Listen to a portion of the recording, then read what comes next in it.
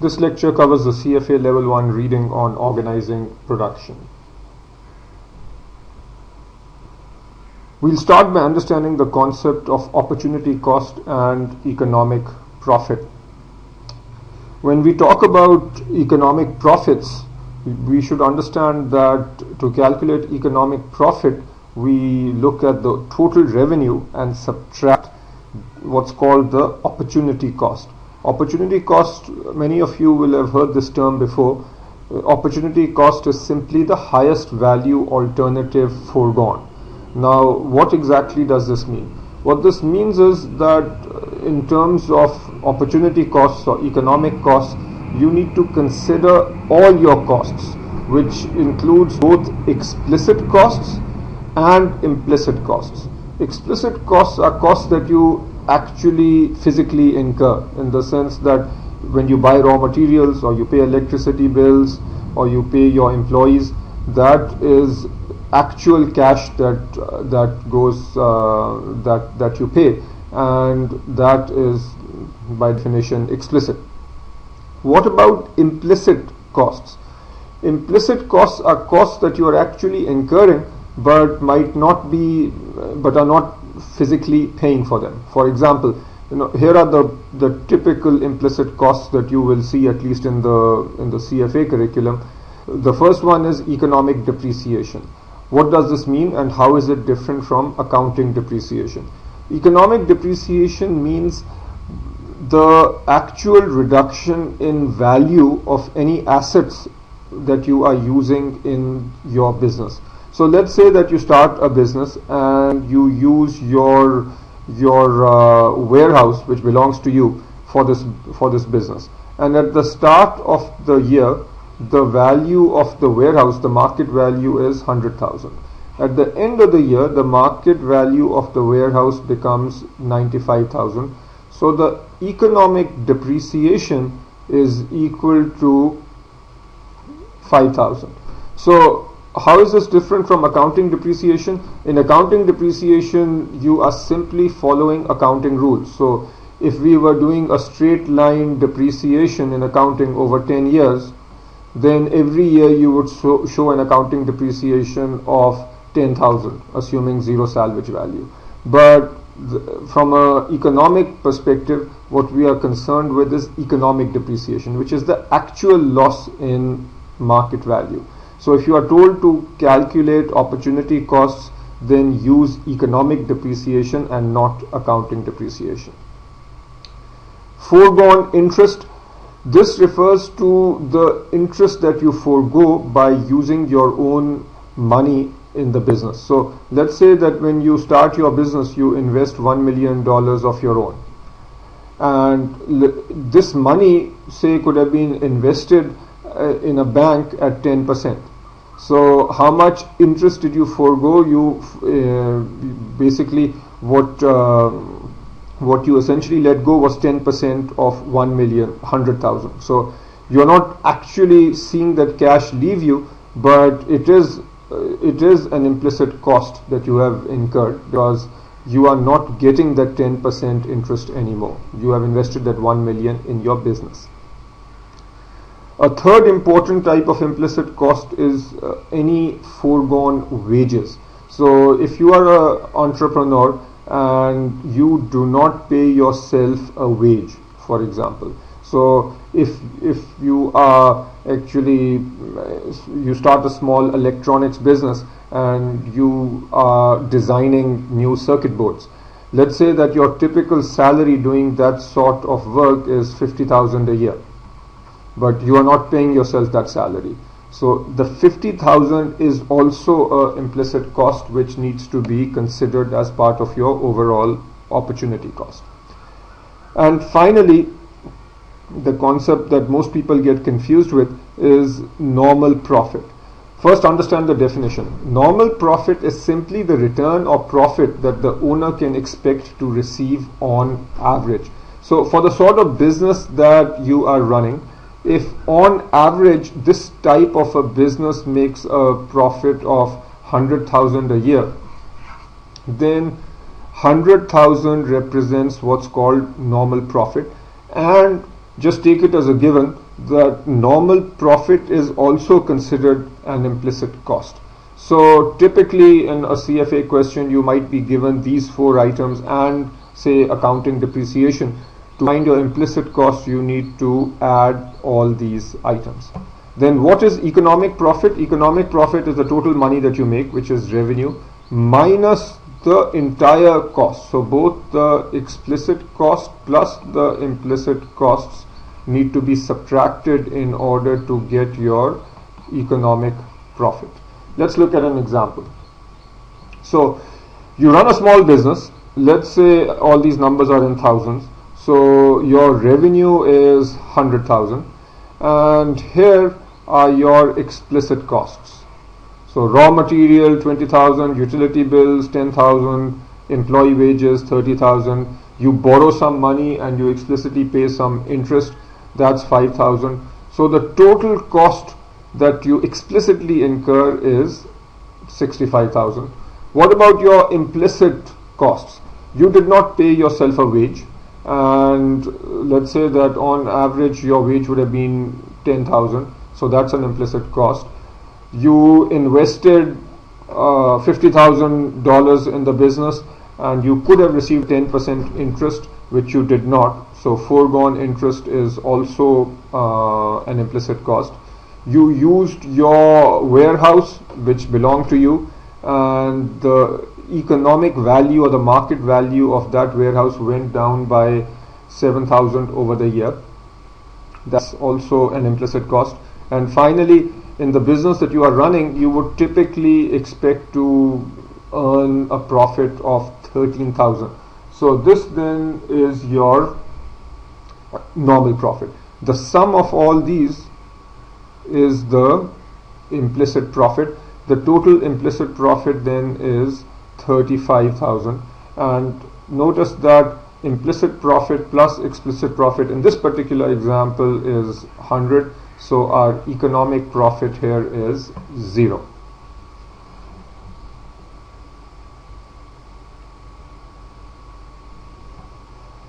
Constraints and efficiency. Simple points here. A firm's constraints that affect profit maximization are basically technology, information and market. What does technology mean? So technology in economic terms is defined very broadly, and it is any method of producing a good or service. So it can be the sort of tools you use, the processes that you use, how you put them together and so on. So the technology effectively determines your costs.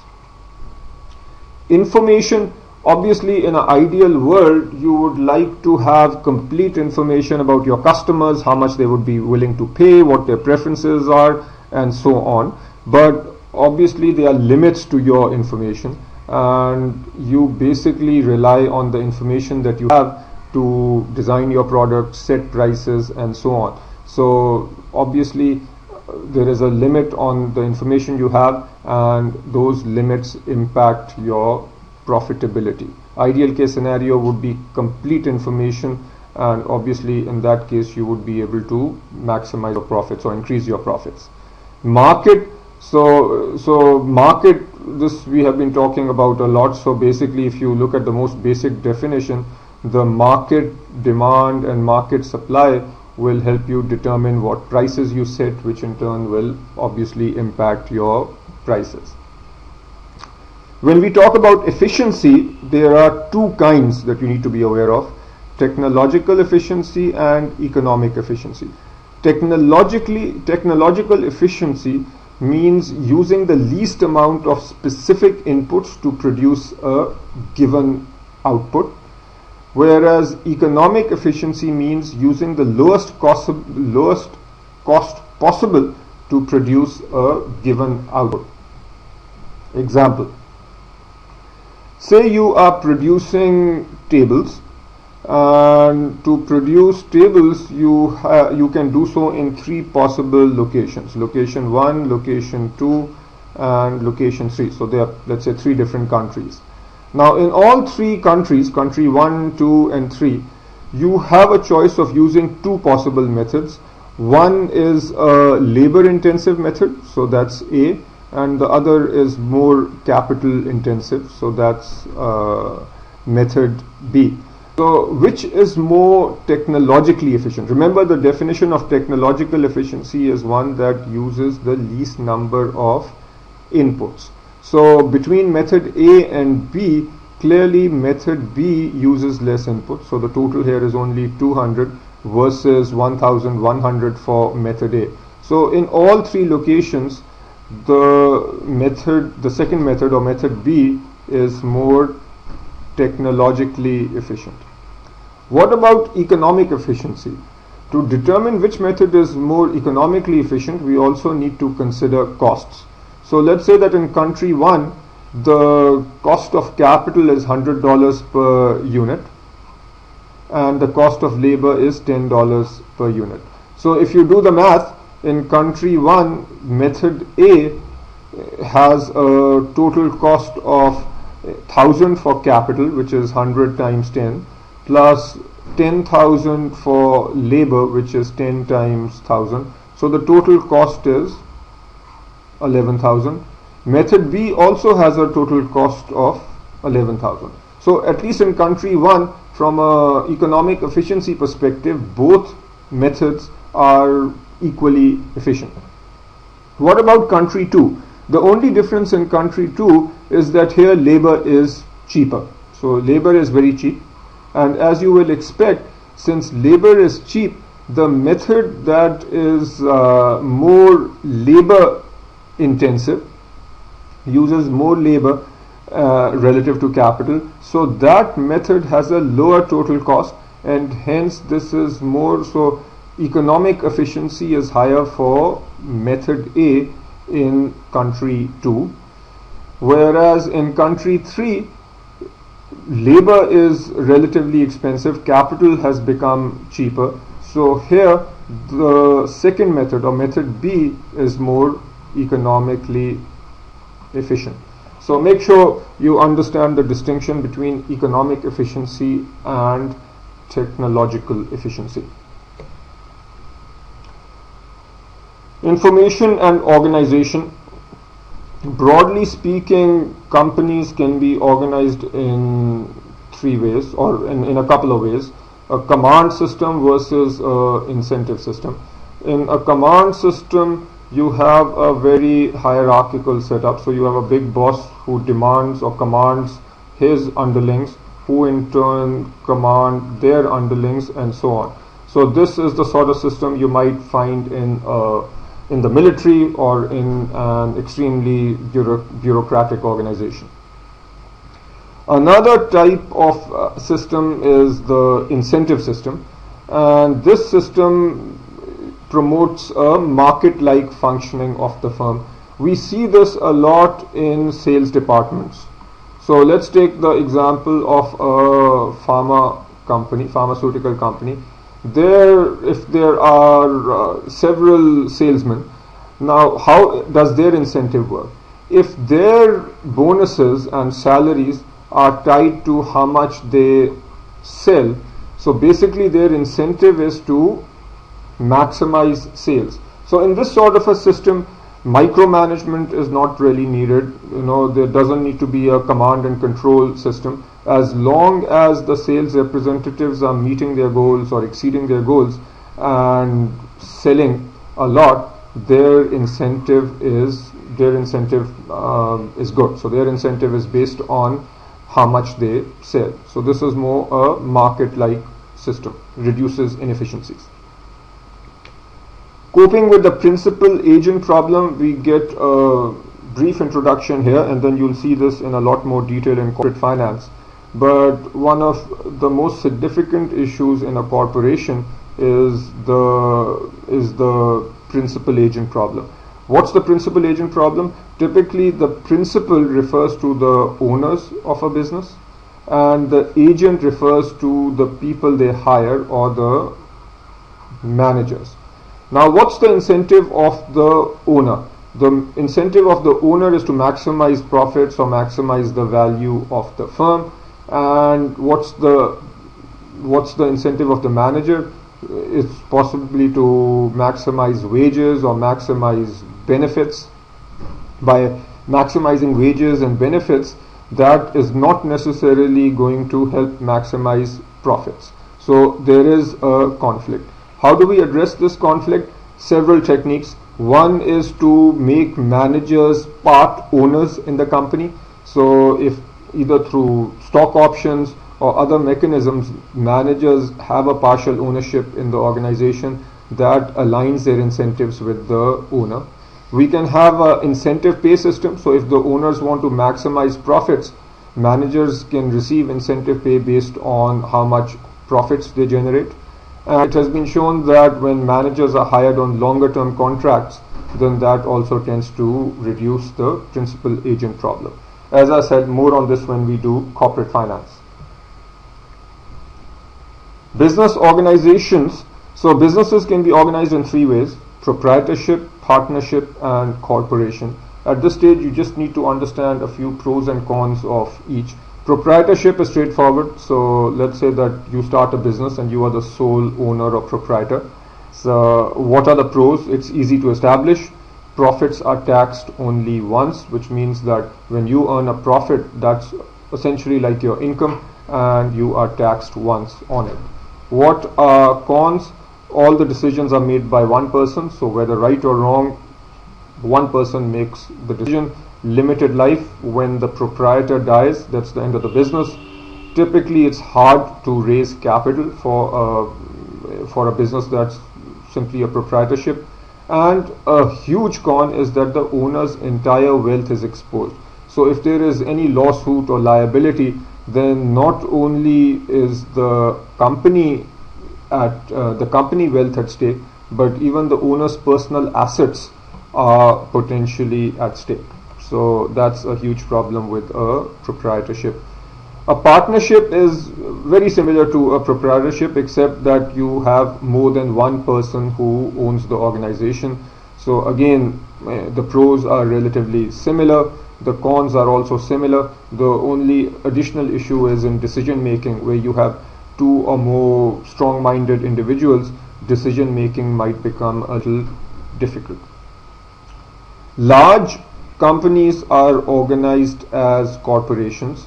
The biggest pro is limited liability. So if you have a limited liability corporation and there is any lawsuit, then it is the company wealth that is at stake. The owners and their individual wealth is protected. So it is only the company wealth which is at stake. So that's why we call this limited liability. Generally, it's easier for corporations to raise capital, and corporations also find it easier to hire good management teams. The biggest con of a corporation is double taxation. Very briefly, what does this mean? Double taxation. Now, who owns the corporation? The corporation is owned by shareholders. Now, shareholders essentially get taxed twice. When the corporation has earnings before tax, so corporation makes some money, there is a tax, a corporate tax, which is paid by the corporation, and then the dividend goes to the shareholder, and there is a tax, income tax on the dividend also. So we have a tax on the dividend plus a tax on the corporate earnings. So both these essentially mean that the shareholder is paying taxes twice. So that's double taxation. Complex structure. You can have a complex structure, as in the organizations can be, they can be layers of management and so on in a large corporation, which means that decision-making cycle can be fairly lengthy.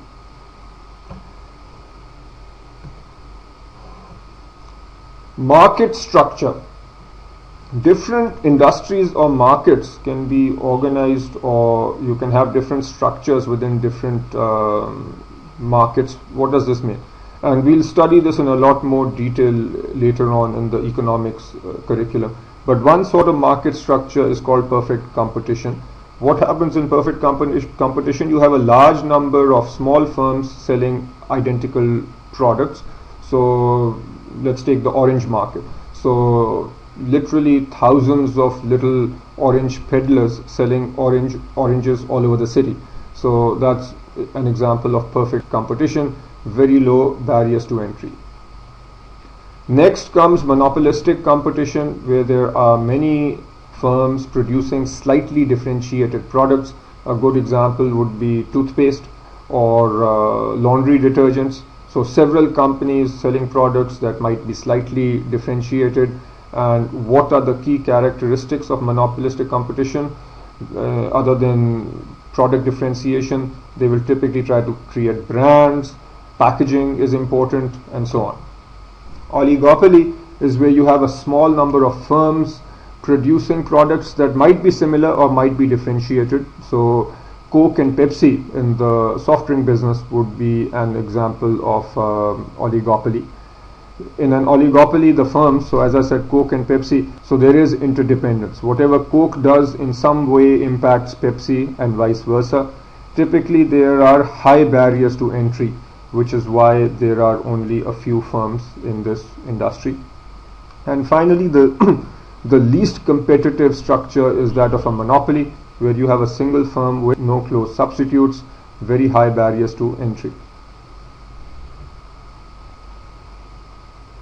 Measures of concentration. So how do you figure out whether the level of competition and concentration is high in a market? Let's first just make sure everybody understands the meaning of concentration. So what concentration means is very few companies in an industry. So concentration is very high or the highest for a monopoly, and concentration would be very low for perfect competition.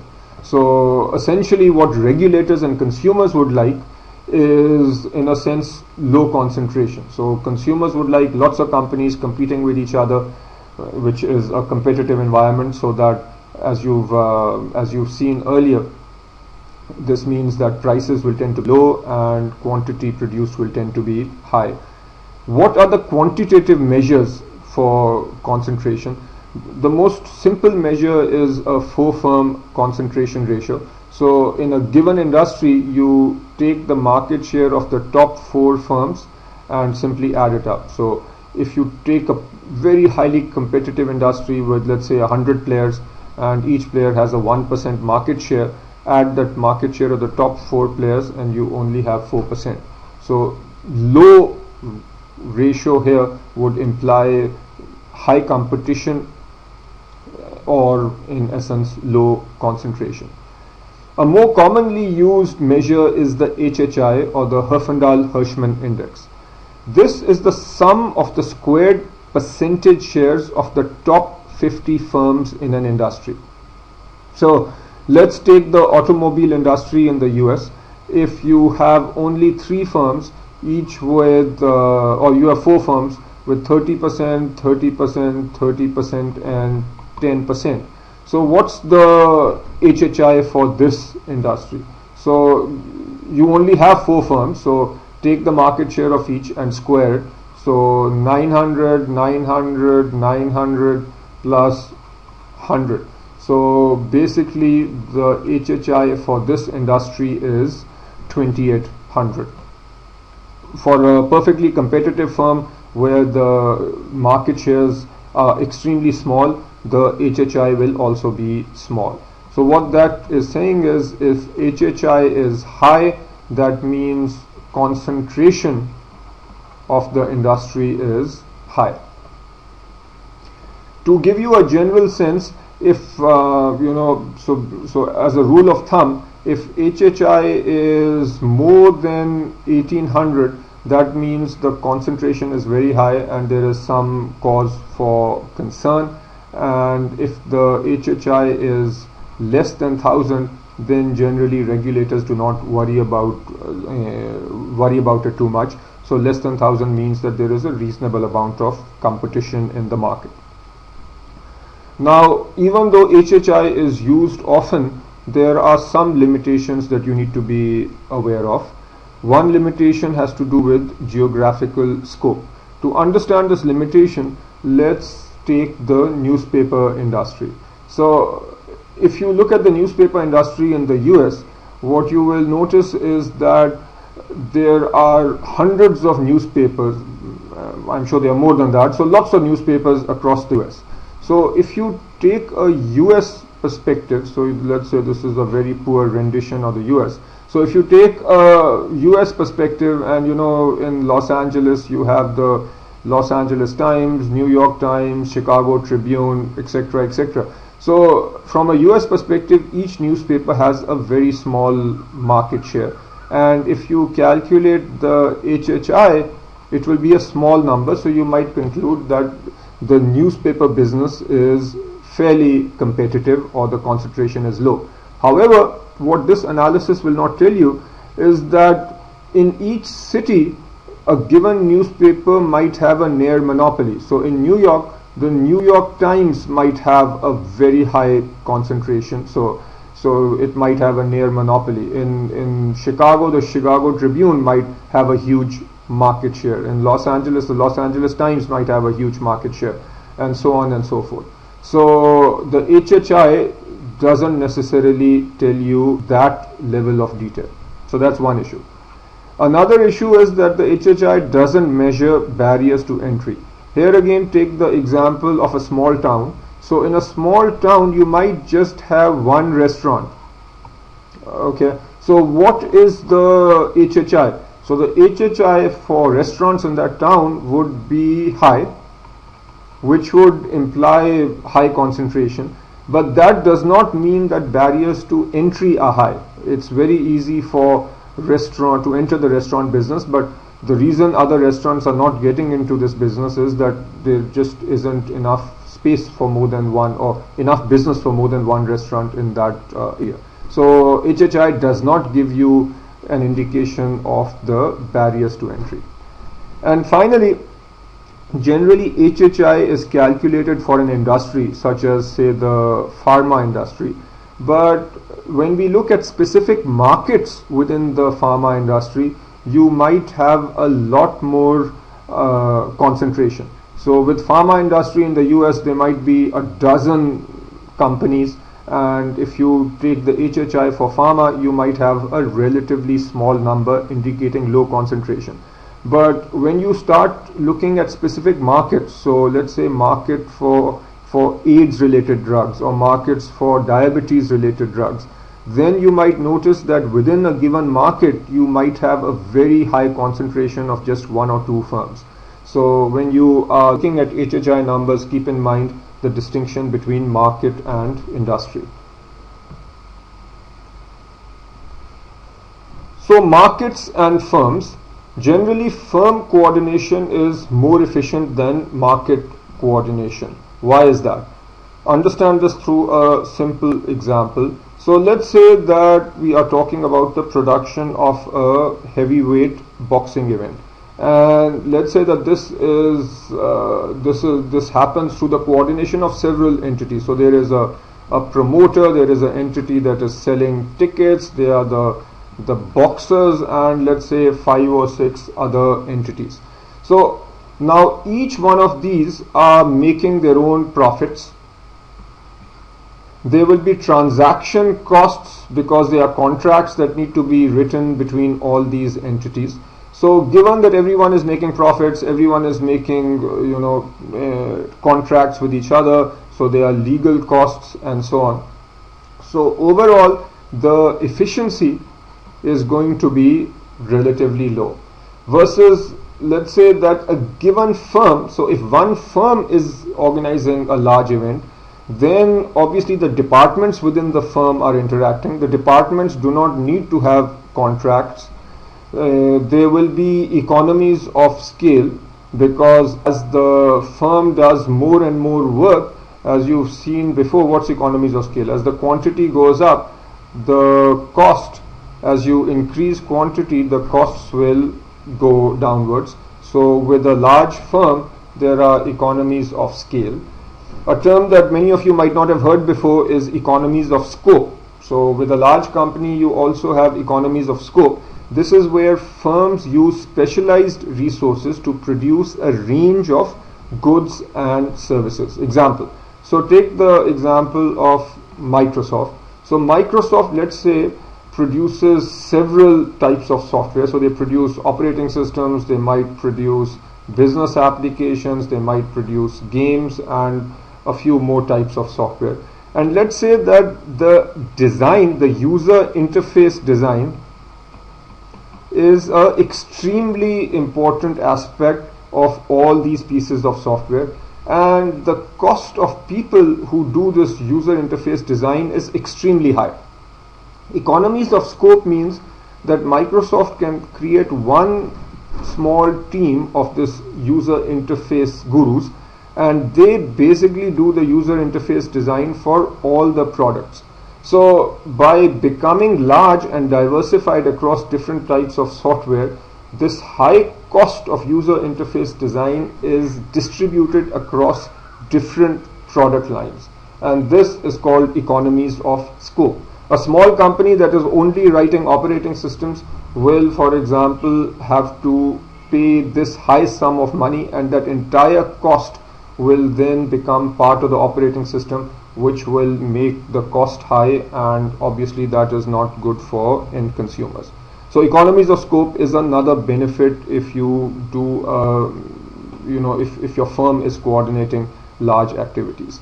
And then finally there is economies of team production, where a large team working together will have employees who become specialized in different areas. So when they become specialized and more experienced, they tend to be more efficient, and that entire efficiency can help reduce the costs of the firm.